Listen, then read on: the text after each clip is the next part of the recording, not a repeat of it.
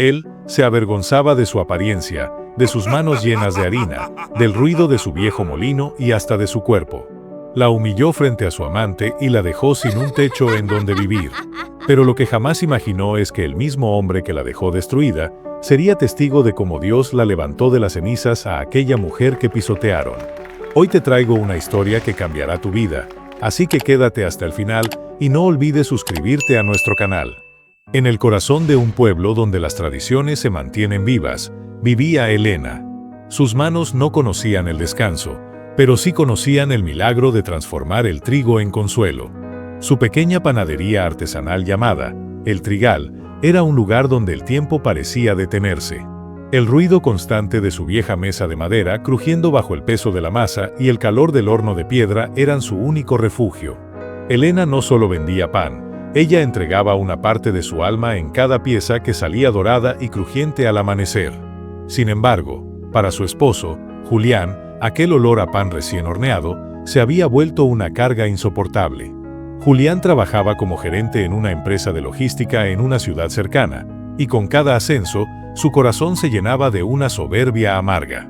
Ya no veía en Elena a la mujer que lo sostuvo cuando él no tenía ni para los pasajes del transporte.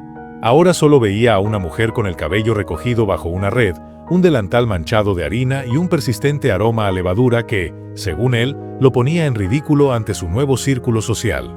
¿Otra vez con ese olor, Elena?, decía Julián al entrar, tapándose la nariz con un pañuelo de seda fina. Mis socios hablan de perfumes franceses y cenas en hoteles lujosos, y yo llego a casa oliendo a panadería de pueblo. ¿No te da vergüenza ser tan básica? ¿No te has visto en un espejo? Pareces una empleada del hogar vestida así todo el día. Elena, con el rostro cansado pero con una serenidad que solo da la fe, respondía siempre con la misma dulzura. Este aroma es el que pagó tus estudios de posgrado, Julián. Es el olor del trabajo honrado que levantó esta casa. Pero a Julián la honradez ya no le importaba, él buscaba brillo, aunque fuera de plástico. Se había vuelto un hombre diferente. Cada día que pasaba miraba más a Elena como una desconocida. Las cenas se volvieron campos de batalla silenciosos. Julián pasaba horas frente al espejo, ajustándose corbatas de diseñador que Elena le había regalado con sus ahorros de meses, mientras ella terminaba de limpiar las cenizas del horno. Él comenzó a compararla abiertamente, hiriendo su corazón con la precisión de un cirujano. Mira a la esposa del director comercial, siempre impecable, con las uñas perfectas y la piel suave. Tú tienes harina hasta en las cejas y tus manos parecen de lija. Deberías cuidarte un poco, aunque dudo mucho que tengas remedio. Elena bajaba la mirada y sentía como el nudo en su garganta se hacía más difícil de tragar que el pan seco. Por las noches, cuando él ya dormía dándole la espalda, ella se quedaba mirando sus manos bajo la luz de la luna. Estaban agrietadas por el calor y el esfuerzo, pero eran las manos que nunca habían dejado de orar por él, ni de bendecir cada alimento que llegaba a esa mesa. Un día, Julián no llegó a casa a cenar. Decía que las reuniones estratégicas se extendían hasta tarde. Elena, intuyendo la tormenta, quiso ir a su trabajo. Fue entonces cuando una tarde, con el deseo de reconstruir lo que se estaba rompiendo, decidió llevarle un canasto de sus famosos panés de nuez a la oficina. Al llegar, lo vio salir del edificio. No estaba solo. Una mujer joven, vestida con ropa provocativa y excesivo maquillaje, reía colgada de su brazo. Julián la miraba con una adoración, de esas que ya no recordaba, como cuando miraba a Elena, su esposa. Elena sintió que el suelo se abría. El canasto resbaló de sus manos y los panés rodaron por la acera. Julián la vio. No hubo vergüenza en su rostro, solo una molestia profunda. ¿Qué haces aquí vestida de esa manera?, le gritó él frente a sus compañeros. Me estás dejando en ridículo con ese aspecto de mendiga.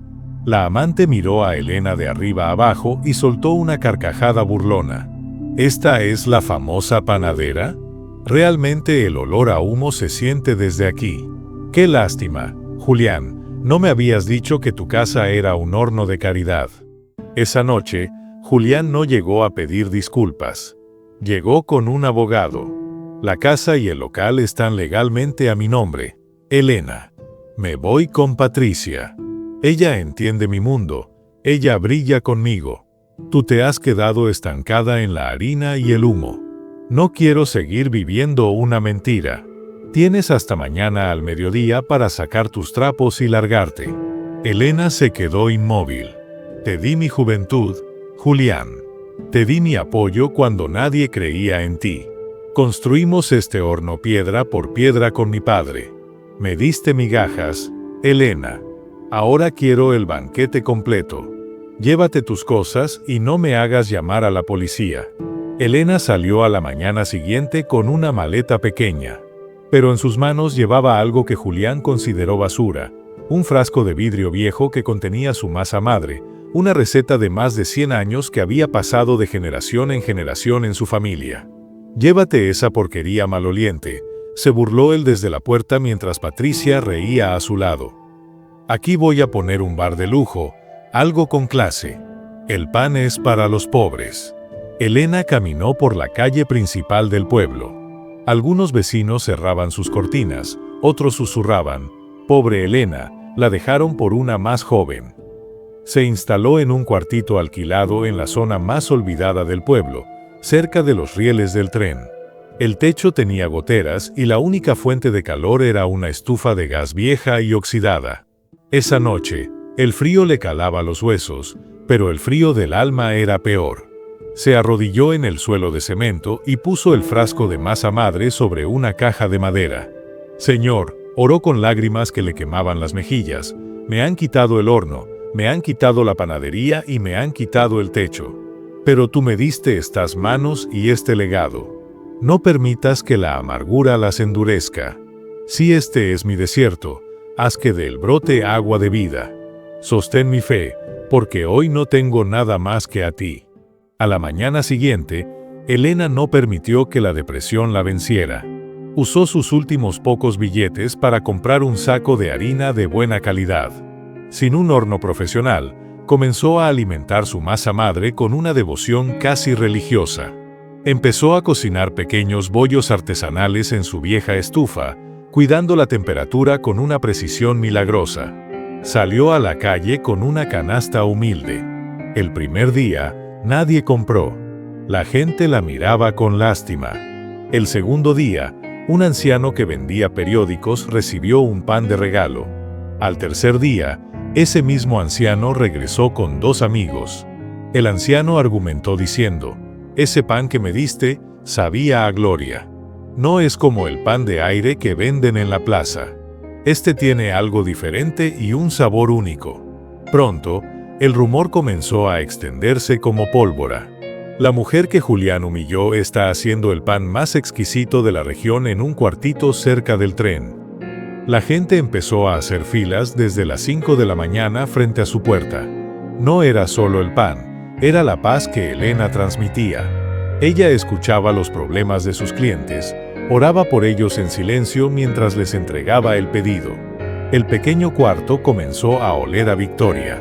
Elena ahorraba cada centavo. Compraba mejores ingredientes, aprendió técnicas nuevas de fermentación natural de un libro antiguo que su abuela le había regalado hace muchos años atrás. El pan de Elena se convirtió en una leyenda local. Mientras tanto, en la antigua casa, Julián sufría. Su bar de lujo fue un fracaso rotundo. La gente del pueblo no quería tragos caros, quería el calor humano que él mismo había expulsado. Patricia, al ver que las cuentas bancarias se vaciaban y que Julián ya no tenía el poder de antes, empezó a mostrar su verdadera cara, exigiéndole lujos que él ya no podía costear. 2 años pasaron. Elena ya no estaba en el cuarto pequeño.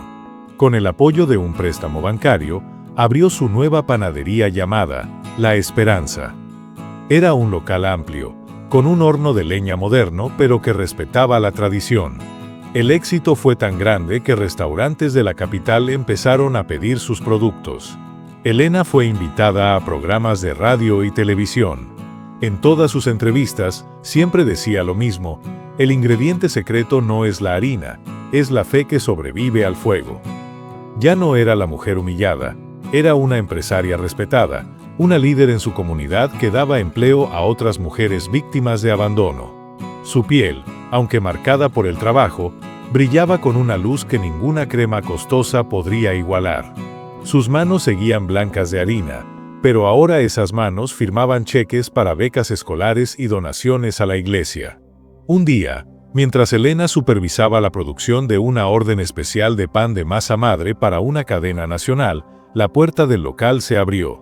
El sonido de la campanilla anunció a un visitante que el taller entero reconoció de inmediato. Era Julián. Pero no era el hombre arrogante de traje impecable. Se veía consumido, con los ojos hundidos y la ropa que le quedaba grande. La soberbia había sido reemplazada por una derrota absoluta. «Elena», murmuró él, con la voz temblorosa. «He estado buscándote». Ella se detuvo, dejó la pala de madera a un lado y se limpió las manos en su delantal blanco. Lo miró con una serenidad que lo hizo sentir más pequeño de lo que ya era. «¿En qué puedo ayudarte, Julián? Aquí vendemos pan, no compramos pasado». Julián bajó la mirada, avergonzado. «Lo perdí todo, Elena. Patricia se fue con un tipo de la ciudad apenas el banco embargó la casa. El bar fracasó, la empresa me despidió por mal manejo de fondos. No tengo nada. He dormido en la calle los últimos 3 días». Él hizo una pausa, esperando ver una lágrima de lástima en los ojos de ella, pero solo encontró dignidad. «Me equivoqué tanto», continuó él, intentando acercarse. «Tú tenías razón. Este olor, el olor de tu pan es lo único que quiero volver a sentir. Perdóname por haberte despreciado, por haberte echado de la casa. Quiero que volvamos a ser lo que éramos antes. Ahora que eres exitosa, podemos hacer grandes cosas juntos». Elena soltó un suspiro profundo. No era un suspiro de odio, sino de liberación. «Julián, yo te perdoné el mismo día que saqué mi maleta de aquella casa. No porque lo merecieras, sino porque mi alma necesitaba estar ligera para poder volar. El odio es un lastre que no deja crecer la masa, y yo decidí soltarlo hace mucho tiempo. Te perdoné como ser humano, pero mi vida ya no tiene espacio para ti. Tú no amas a Elena, tú amas el éxito que Dios me dio. No me buscaste cuando tenías poder, y me buscas ahora que tienes hambre para que te alimente. Mi mesa ahora es sagrada, Julián. En ella se sienta la gente que caminó conmigo cuando no tenía local, la gente que creyó en mí cuando tú me humillaste.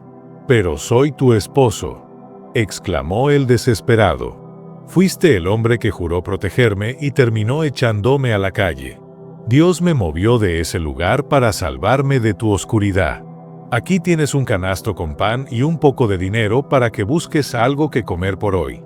Vete en paz, Julián, y busca tu propio camino. Pero no vuelvas aquí, porque este lugar solo es para personas que aman de verdad».